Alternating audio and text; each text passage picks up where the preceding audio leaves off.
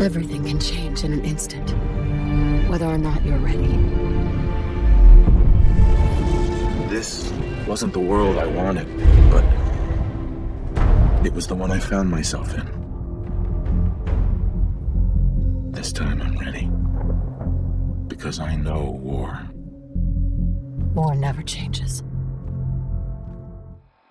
Welcome back to Fallout 4, everybody, and my settlement build for Outpost, Zimonja, if I'm pronouncing that correctly. It's a bit of a strange name in this whole game. As you can see, this is way up north. We've got 10 Pines Bluff just down the road over there. What else we got? There's Concord on that side, Sanctuary over there. Let's see, what else is here is familiar. A couple of things on the side. But this is, yeah, way up center of the map in the north, right up against the border. And yeah, we have it. A little bit of an outside glimpse. Now this is actually a very complicated build in some way. If you try to preserve certain things.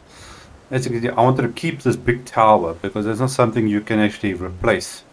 So all the cables and the tower itself is there. The only thing that I took out was the stuff at the bottom there, which I'll show you now in a second. And the one annoying thing obviously is the caravans that come through. Now I've got, you can see here, let's quickly just go in here a bit, zoom a bit, there we go. I've got two of these, one on this side and I think the other one's somewhere on the other side, we'll see it now, where the traveling caravans come in. But the provisioners, well, the provisioner for this, for this settlement, there with this chemistry and that guy there was walking there. He comes sometimes and he stands right on top of that table. So that corner area obviously is now somewhere where the provisioners come to stop and drop off their goods and things like that. But let's take a closer look.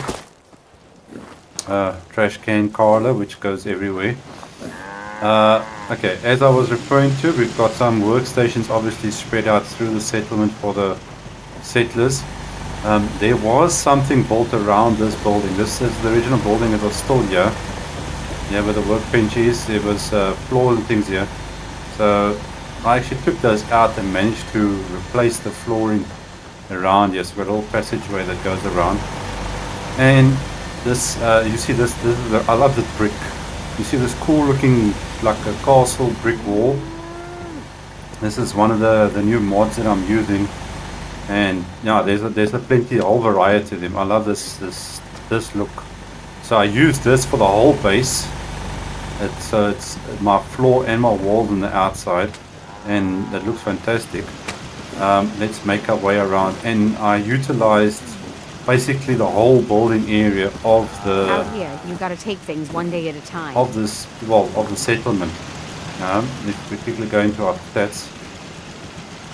You can see I've got 36 people here, so I've got enough beds, food and water, defenses, everything is fine. And you can see here, here's the whole building area, because this is the only big piece of area I've got left actually open. If we make our way around, sorry giant cow, people are getting cold and keeping themselves warmed up here by the fire. You can see here the walls, it looks very cool with the walls and that like this.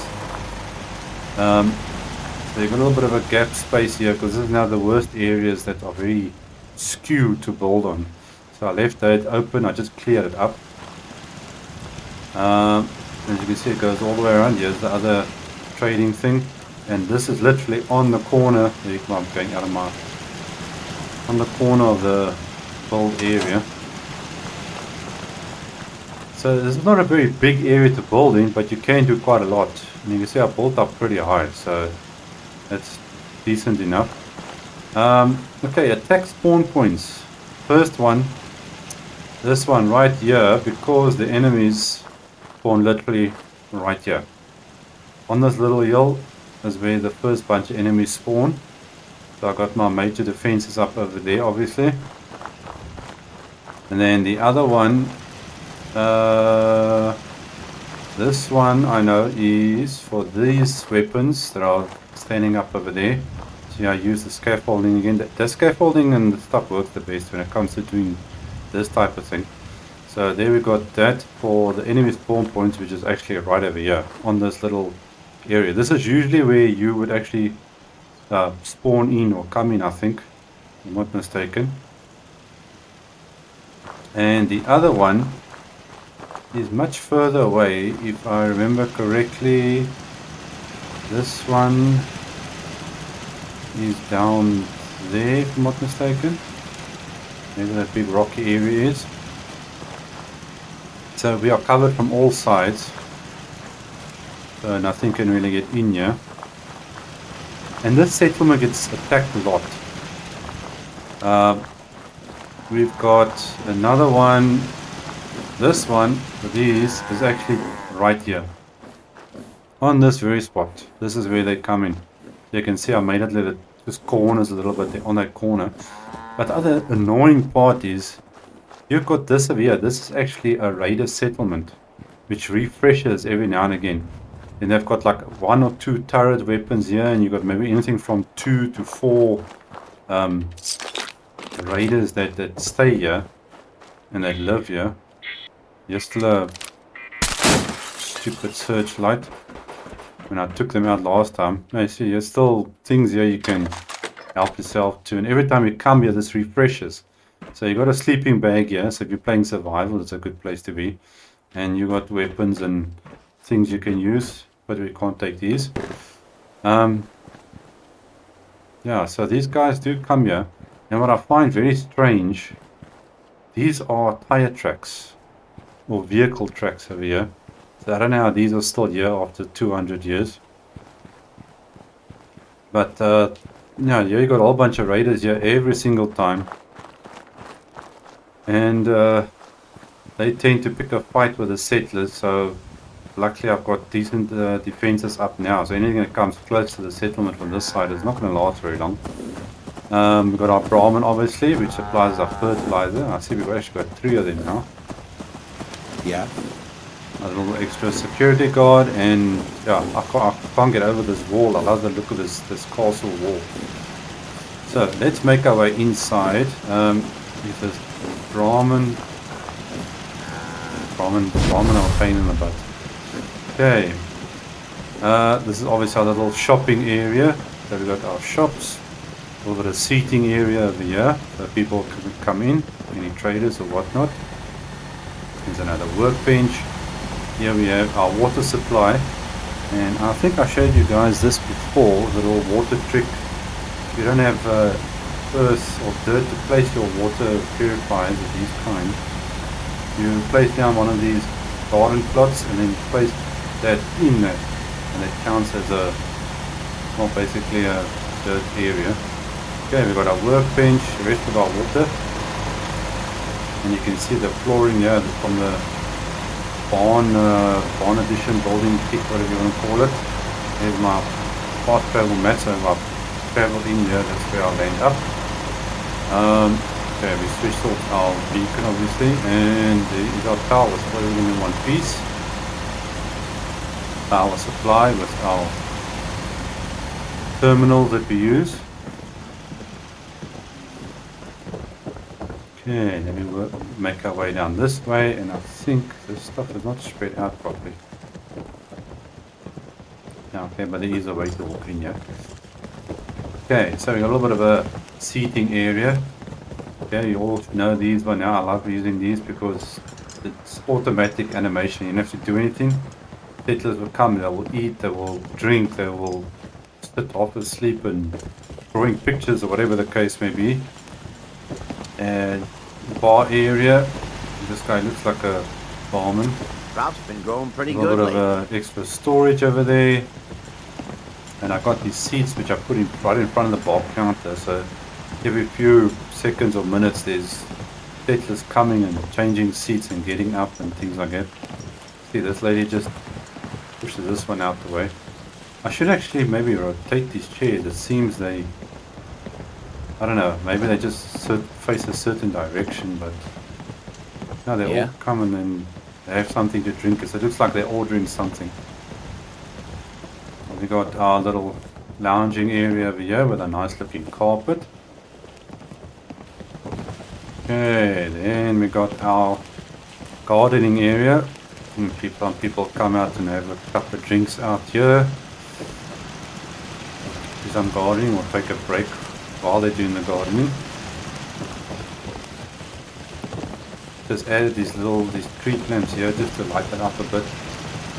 Sometimes with the weather change, the people are working in the dark and you can't see what you're doing. That farm run by ghouls? Isn't that something? And we move on to the sleeping area. I use the double bunks to optimize space, and obviously everybody's got storage. There's all their clothes and everything that's been stored. I changed a couple of ways I made this. I don't know, I did something, then it just worked out a bit better. So there's enough beds in here for everybody, including a bed for me when I come over to visit. And you can see I made the roof a little bit different compared to the other builds. This is also the warehouse pack or DLC thing that you get. So I just changed the roof a little bit so it gave it a bit of a height in the center here. And then the flooring, I don't know if this was flooring or roof, whatever it was, but it looks nice with see-through. That actually gives it a bit more, feels a bit more spacious.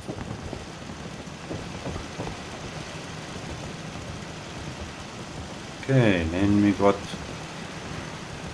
exactly the same like now up top. We also got the storage and the beds and everything. The only thing I couldn't fix either way was you see the dirt lying on the floor here, but this comes from the outside because we are literally right on the corner of the building area. So I didn't want to like try to cut it off and make it look weird, so I just left it as is.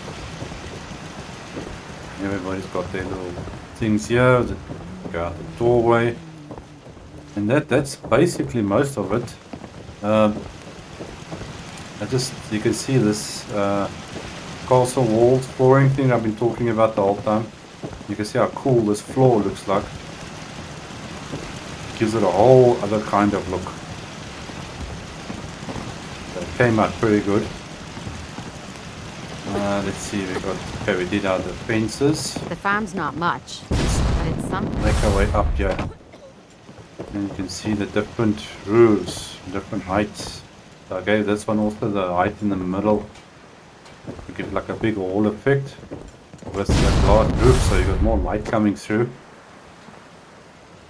And you can see in and out. Ooh, excuse me. And what is that Brahmin standing so strange there? And that's about it. I don't think there's anything else other than it's a very small area, so you can see it goes from there and then it creeps around these rocks.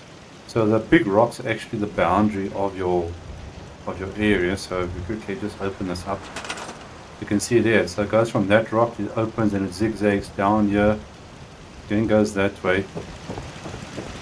So you've got a very odd shape. It's not like circular or completely square.